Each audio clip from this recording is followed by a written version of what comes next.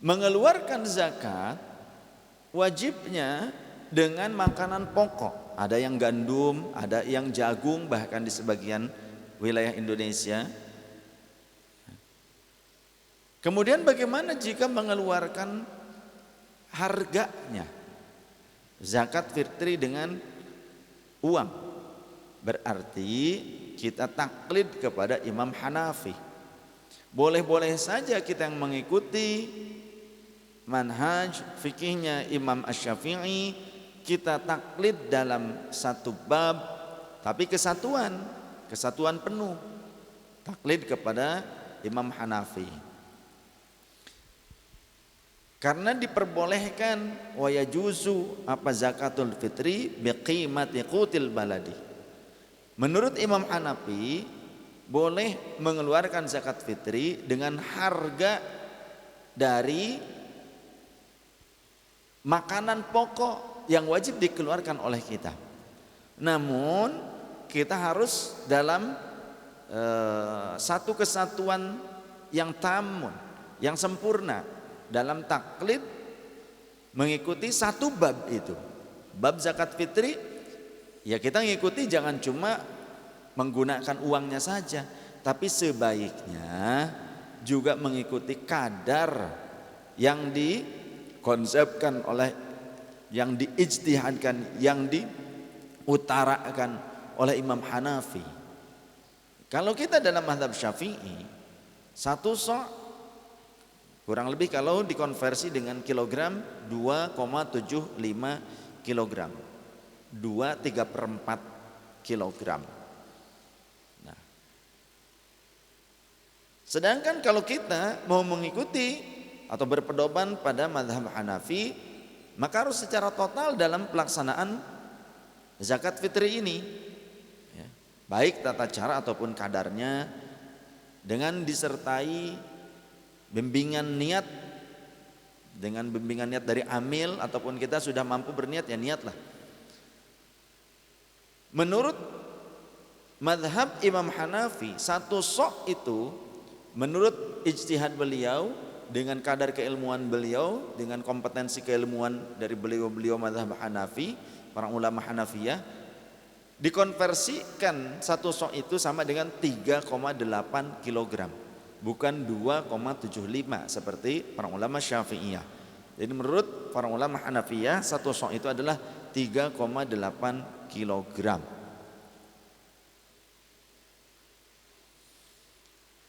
Jika kita mau mengkonversikannya dengan kurma di bulan Mei tahun 2020 ini, kalau menggunakan harga kurma ajwa, ya, yang per kilonya sekian ratus ribu, kemudian dikonversikan dengan 3,8 kilogram, kalau menggunakan kurma ajwa, ya berarti dikeluarkan sekitar 1.140.000-an. Oh, cukup mahal berarti kan? Cukup mahal. Kalau dengan kurma sukari atau sejenisnya, berarti 3,8 kilogram kurang lebih dikeluarkan 342.000. Wah, cukup mahal juga gitu. Nah, ada kurma di bawahnya, kurma biasa kurang lebih kalau 3,8 kilogram, yang kurma kholas 171.000. Wah, masih mahal juga.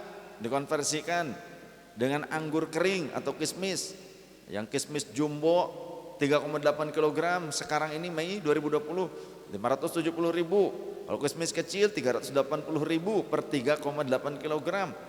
Nah, gandum dengan gandum satu sok 126.000 untuk setiap jiwa nih, ya, seharga 3,8 kilogram. Nah, sedangkan untuk setengah soknya gandum itu kurang lebih harganya 63 ribuan. Tapi harga ini bersifat kondisional, ini menyesuaikan waktu dan lokasi untuk saat ini, ya, di daerah Jawa. Bagaimana kalau juga dengan menggunakan beras, tetap dengan harga beras? Tidak masalah. Harga beras berapa sekarang per kilo? bukan tukang beras sih.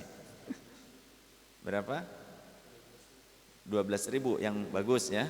Yang bagus kurang lebih 12.000 harga per kilonya. Nah, tinggal dikalikan. Jadi boleh menggunakan harga beras, boleh, karena itu juga makanan pokok. Kalau tadi menggunakan kurma yang mahal-mahal, waduh terlalu mahal. Bagi yang mampu ya silahkan. Saya pengen afdol. Maksudnya begitu ya. Ini pilihan. Yang penting kan itu makanan pokok di negeri kita. Kalau di negeri kita makanan pokoknya beras, ya menggunakan harga beras saja lah. Bagi yang memang maunya karena saya cuma cukupnya, mampunya hanya dengan menggunakan harga beras saja, ya sudah harga beras yang sesuai dengan konversi Imam Hanafi atau madhab Hanafiyah, para ulama Hanafiyah 3,8 bukan 2,75, karena kita menggunakan uangnya. Jadi harga dari 3,8 kg beras dikalikan saja dengan, kalau contoh yang bagus harga beras di kita sekarang per kilo kurang lebih mungkin untuk saat ini, bulan ini, tahun ini sekitar Rp12.000, tinggal dikalikan saja dengan 3,8 kg. Tapi andai ada sebagian ulama, bukan orang awam ya, yang memberikan fatwa, karena untuk masalah agama ya merujuknya kepada ulama, fas'alu ahla dzikri in kuntum la ta'lamun. Jika ternyata ada sebagian ulama yang memperbolehkan mengeluarkan zakat fitri dengan uangnya, harga dari beras, tapi tetap kadar konversinya konversi kilogram ala ulama Syafi'iyah 2,75, itu pun silahkan saja. Namun saya lebih cenderung mengikuti kehati-hatian dalam konteks taklidul madhab atau intiqalul madhab, itu satu kesatuan. Contoh ketika kita mengikuti konteks bab pembatalan wudhu, ketika kita yang biasa mengikuti para ulama Syafi'iyah, kita ke suatu daerah, ke Makkah, Madinah, yang kita agak kesulitan dengan cara menjaga wudhu bagaimana, ya kita boleh ya taklid kepada mazhab yang lain dalam bab itu, termasuk dari bab wudhunya. Wudhunya juga cara-cara wudhunya, kemudian juga pembatalan wudhunya, semuanya merujuk kepada mazhab yang sama dalam satu konsep bab fikhiyah. Jadi jangan sampai dicampur aduk, itu yang disebut talfik itu. Talfik, wudhunya pakai gaya Syafi'i, akan tetapi pembatalannya pakai gaya Hanafi atau Maliki. Nanti yang lainnya pakai mazhab Hambali. Contoh seperti itu yang oleh para ulama disebut sebagai istilah talfik yang diharamkan. Tapi kalau mau satu kesatuan, wudhunya, pembatalannya ya mengikuti dari madhab-madhab yang sudah masyhur dari 4 madhab. Salah satunya mana silahkan pilih. Berikut ini juga sama dalam bab zakat fitri.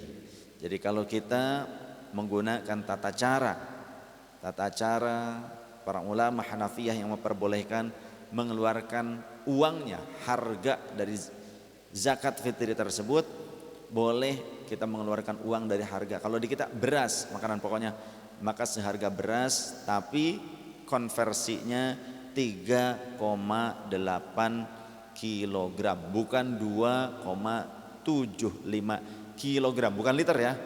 Ini yang saya maksud kilogram, supaya gampang sajalah. Kilogram, begitu. Nanti tinggal dikonversikan dengan liter saja. Silahkan kalau yang mau liter, tapi dikonversikan. Ini yang saya pakai kilogram, pakai konversi kilogram.